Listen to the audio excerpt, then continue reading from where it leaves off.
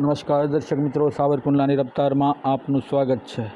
અમરેલી જિલ્લાના સાવરકુંડલા તાલુકાના રામગઢ ગામમાં ગત રાત્રિએ ગામના સરપંચ બાબલુભાઈ ખુમાણ ઉપર ગામના 3 વ્યક્તિઓએ જીવલેણ હુમલો કરતા સમગ્ર તાલુકાની અંદર ખળભળાટ મચી જવા પામેલ છે।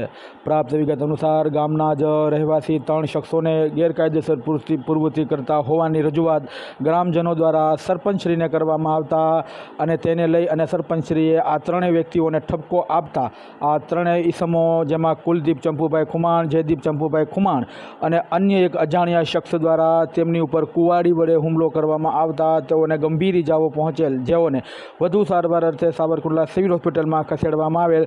ત્યારબાદ વધુ સારવારની જરૂરિયાત જણાતા તેમને અમરેલી સિવિલ હોસ્પિટલે ખસેડવામાં આવેલ છે।